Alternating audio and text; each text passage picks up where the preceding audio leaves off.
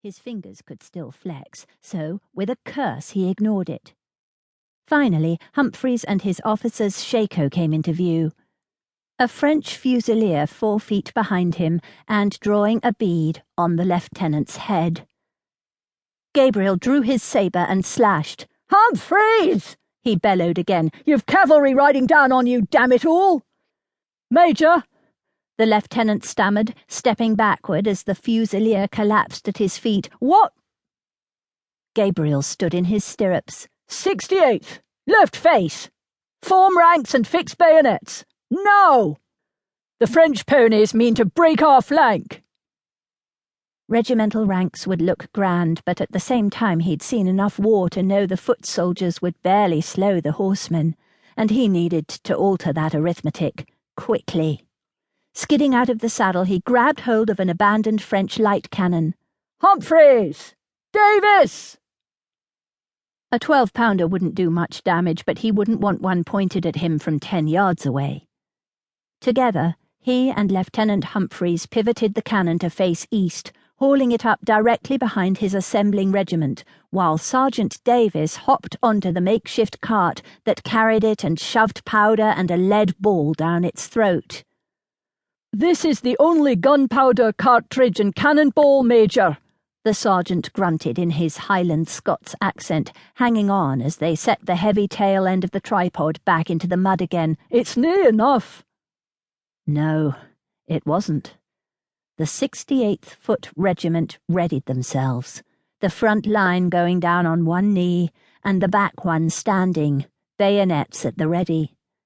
They'd get off one round before 200 heavy horses smashed through them like paper. "Buttons!" he snapped, and began tearing them off his uniform. "Musket balls, flasks, whatever you have in your damned pockets!" Smoke curled away, parting to reveal the French cavalry charging directly at them. Gabriel's mouth curved in a grim smile. He didn't need to stop the charge, but he did need to make the front line falter. It would cost him men regardless, but at least they would be fighting back instead of slaughtered, and he would be in the middle of it, as he preferred.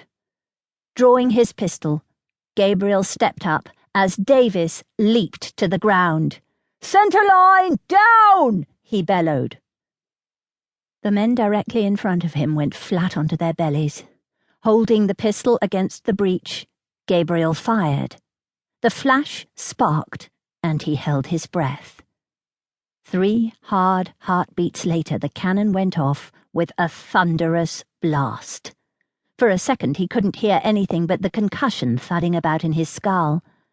All at the same time, his troops surged to their feet and fired in ragged unison. The riders at the front of the cavalry seemed to explode in dirt and blood and sparks as they stumbled and veered away, smashing into their fellows on either side, and the cannon came careening backward. Gabriel grabbed Humphreys by the collar and threw him sideways a split second before the rolling cannon could crush them both. Then he climbed to his feet, drew his sabre again, and charged into the middle of the melee. "Jack!" he yelled, giving a sharp 2-toned whistle. The bay appeared beside him a moment later, and Gabriel swung into the saddle. Robbed of its fastenings, his jacket flapped open, tangling into his arm. He shrugged out of it and threw the red coat at a French horse's head, then sliced into the rider as the man struggled to keep his seat. The rest became a chaos of slashing and shooting and kicking and punching, muscle against muscle. French eyes widening in mute surprise and horror as he cut down one soldier after another. This was what he'd been made for. Anyone who thought to force him to go stand on a hill and watch was a madman and a fool. His arm began to feel weighted, as if by lead, and Union Jack stumbled on the torn-up, bloody ground. Then he heard the French calling, "Replions-nous! Retreat!"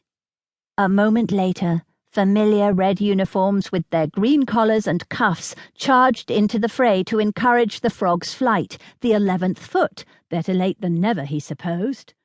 "Major Forrester!" A messenger